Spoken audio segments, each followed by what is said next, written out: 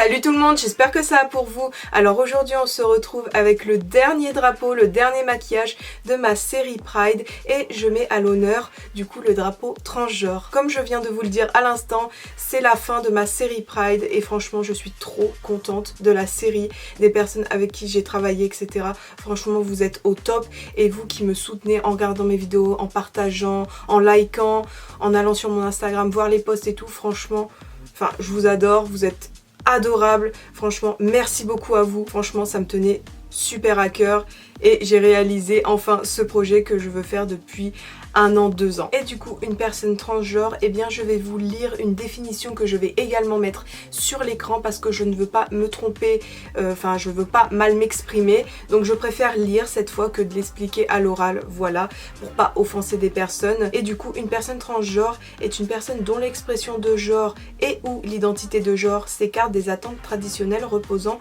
sur le sexe assigné à la naissance. Toutes les personnes transgenres ne se reconnaissent pas dans le système binaire homme-femme. Donc voilà ce qu'est une personne transgenre. Donc voilà, c'est son corps qui est assigné à la naissance et son sexe, et ben c'est pas forcément lui. Par contre, attention, si une femme transgenre ou un homme transgenre n'a pas envie de se faire opérer, etc., et ben c'est rien, c'est quand même une femme ou c'est quand même un homme, voilà, ça n'a rien à voir avec ce qu'il y a dans le pantalon, d'accord? Mais beaucoup de personnes transgenres pensent différemment, etc. Faut vraiment voir avec elles, il ne faut surtout pas les mégenrer parce que sinon ça fait une dysphorie de genre, c'est très compliqué pour eux, etc. Bah, comme les personnes un peu non binaires, etc.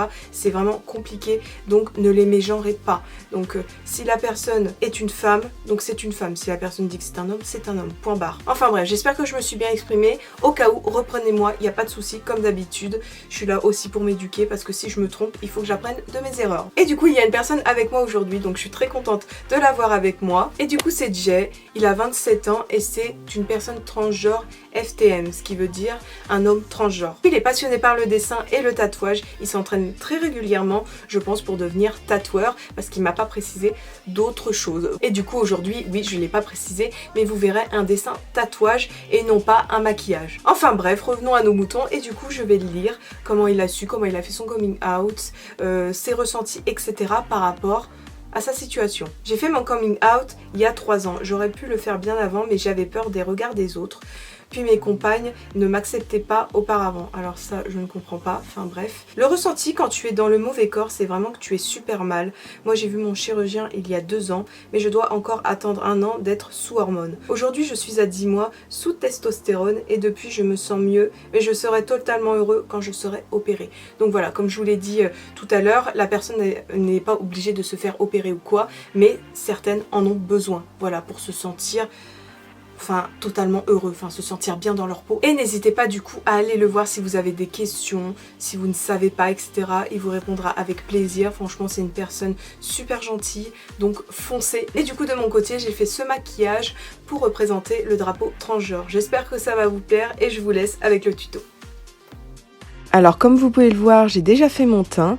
Ensuite, je viens prendre ma palette de fard gras de chez You Can Be et je viens prendre ce bleu pour commencer à tracer ma forme. Donc je prends un pinceau plat parce que je veux une forme assez arrondie. Mais par contre, vous pouvez commencer directement au fard poudre si vous avez envie. Mais moi, j'ai commencé au fard gras pour avoir plus d'intensité par la suite. En gros, ça va me servir de base. Et comme vous pouvez le voir, je commence à dégrader l'intérieur de ma forme pour pas qu'il y ait de traits nets et pour que ce soit fumé.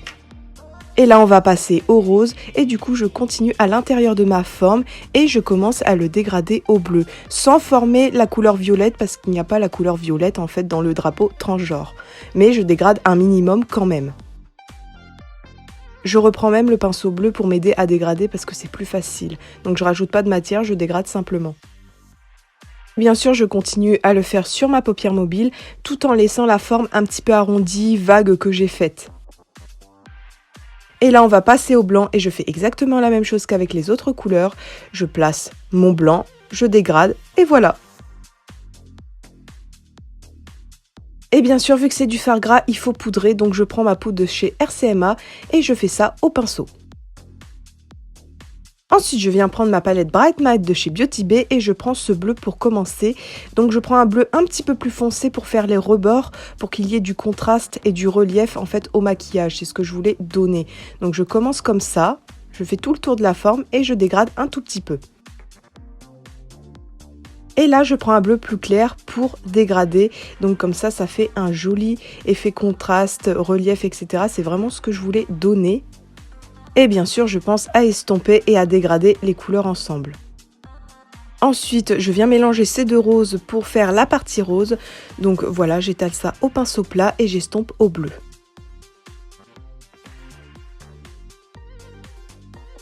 Et on finit du coup avec le blanc que je mets sur ma partie blanche. Et vous voyez que les couleurs sont quand même beaucoup plus intenses avec l'aide de la base de fard gras.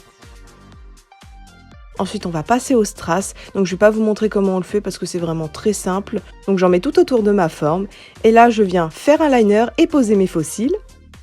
Ensuite, on va passer aux lèvres et je prends mon crayon de chez Bourjois que j'adore. Donc, j'en mets un petit peu sur mes lèvres. Et ensuite, j'estompe. Parce que, comme vous le savez, j'adore faire ça. Ça rend les lèvres un petit peu plus pulpeuses, etc. Enfin, je trouve que ça fait un super joli effet.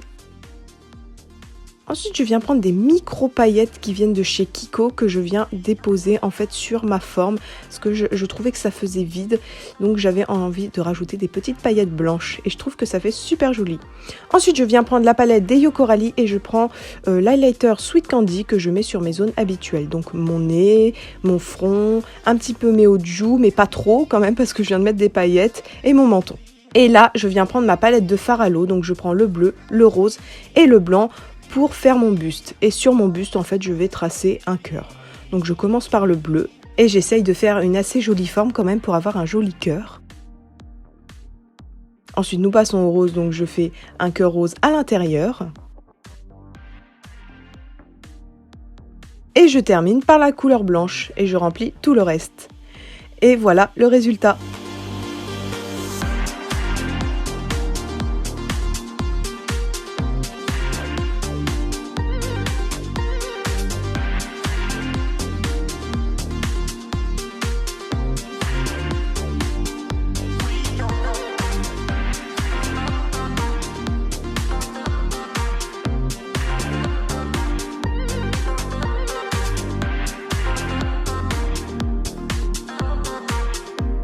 Donc voilà, le maquillage est terminé, j'espère qu'il vous a plu et j'espère également que le dessin tatouage de Jay vous a plu également. Donc je vais me répéter, mais si vous avez besoin, si vous avez des questions, etc., n'hésitez pas à aller le voir. Il est vraiment super gentil, super adorable. Et comme je vous l'ai dit au début, c'est le dernier maquillage de la série.